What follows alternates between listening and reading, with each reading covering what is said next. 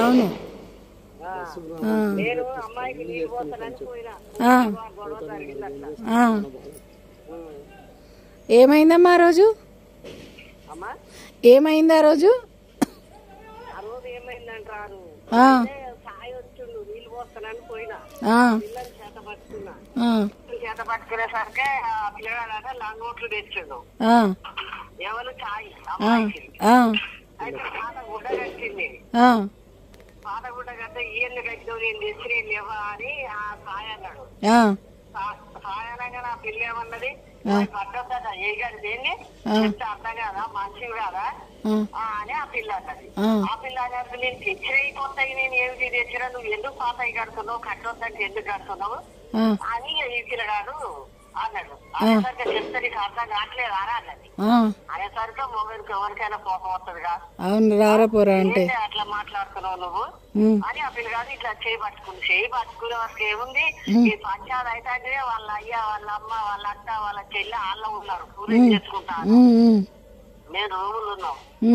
ఏముందో వాళ్ళు ఏకంగా నలుగురికి ఊరికి వచ్చింది మేడం.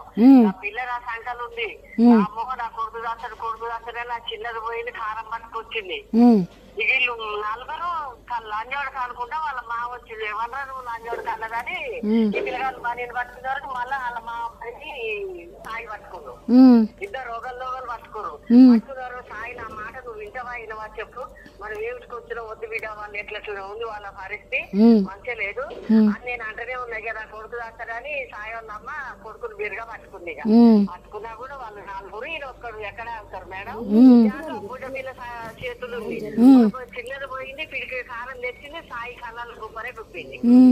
నేను అనుకుంటాను కదా ఈ ఎర్రది పళ్ళపొడి ఉంటుందిగా అమ్మ, పళ్ళు తోముకోవడానికి ఇట్లా పళ్ళపొడి పోసుకుంటే గిట్లా ఇట్లా పట్టుకునేసరికి పడ్డదా అయ్యిందని నేను అనుకున్నా.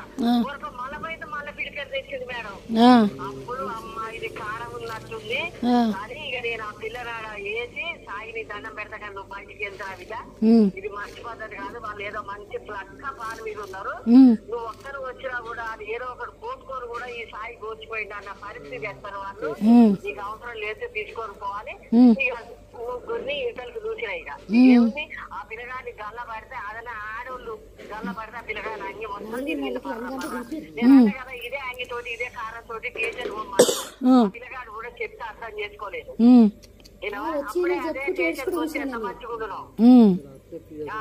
ఇక అట్లా జరిగింది. ఇక నేను నూకొని ఇక బయటకు వచ్చినాం. దులుపుకున్నాడట, కారం దులుపుకున్నాడా? దుల్పన కొంత పోయిన కొంత అట్లనే ఉంది. మీద కళ్ళలో పడేసరికి పోయి నల్లకాడ కళ్ళు కట్టుకుంది. ఇక నేను యువతలకి నూచుకొచ్చినాం. ఇక సాయి నూచుకరాగానే కళ్ళు కట్టుకుంది. ఇక నువ్వు అసలు మళ్ళీ ఇంట్లోకి రావద్దు బిడ్డ, మాయగా నీ దండం పెడతా ఫోన్ సన్నీరు కొడుకులు గేట్ అవతలు నూకి గేటు పెట్టినా. ఇక గేటు పెట్టినాక ఇక వాళ్ళ ఇక అంత ఆకర్షణాలంగా ఊసిరు బిడ్డ మేడం. ఊసేసరికి ఇక నాకు కూడా భయం అనిపించింది. ఉంచిర్రా మీద ఉంచిర్రా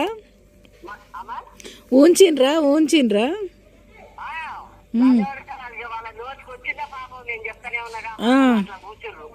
కానీ మనము వాళ్ళు ఇయ్యం ఇచ్చుకున్నప్పుడు సరే మొగడు పిల్లలు ఏదో అనుకున్నారు మేడం. మీకు రావాల్సిన అవసరం ఏముంటుందా, సంసారం చేసి ఆడిని సంసారం చేసే మొగోడు మీరు ఏమిటి కావాలని చెప్పు, రావద్దు కదా. అది అదే బెడ్రూమ్ మీ పిల్లగాడు పోగానే బెడ్రూమ్ పోగానే ఉరికొస్తానండి ఎవరో ఒకరు, ఎందుకు చెప్పాలి. అవును తప్పు. అయితే ఇట్లా అమ్మమ్మ ఇట్లా బిడ్డ పుట్టింది అనగానే సరే నాన్న ఆ సాయి వాళ్ళ అమ్ముంది, అమ్మ నువ్వు ఇక మొదటి నుంచి కాన్పులు చేసిందంటే అమ్మనమ్మ సాల్ చేసి ఇట్లా జర మంచిగా నీళ్ళు పోతావమ్మ అంటే ఆడుందిరా అంటే అన్నే ఉన్నాను అన్నారు.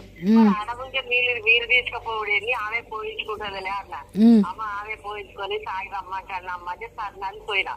ఒక రోజు పోసిన మళ్ళీ తెల్లారి పొద్దున పోసొచ్చిన సాయంత్రం పోయేసరికి ఏం అడుగుతానో అన్నది. అంటే ఇక నేను ఏం అడగలేదమ్మా, మరి సాయిలు కూడా మరి తెలుసుకుంటా మరి ఇస్తానండి అన్నది. మరి ఆయన ఇచ్చేది తెలియదు, నువ్వు ఇచ్చేది తెలియదు, నేనైతే ఏం అడగలేదు. ఇంకా మొత్తం అమ్మమ్మ అయితే వచ్చిన నేను అంతే మా ఇంటి దగ్గర కిరాయికి ఉంటారు, ఇప్పుడు కిరాయికి ఉండేది అని చెప్పిన. ఇక నువ్వేం అడుగుతావు అంటే నేనేం అడగలేదు, రేపు ఆలోచించుకొని అడుగుతలే అన్న. ఇక తెల్లారిపోయేసరికి ఇక అమ్మ నేర్పిరు మేడం. ఇక అట్లా జరిగింది. మీద ఊచుడు కారము 2 సార్లు 2 కిటికీలకు తెచ్చి తగ్గింది. ఆ చిన్నదాకా పెళ్లిగా అంటున్నది.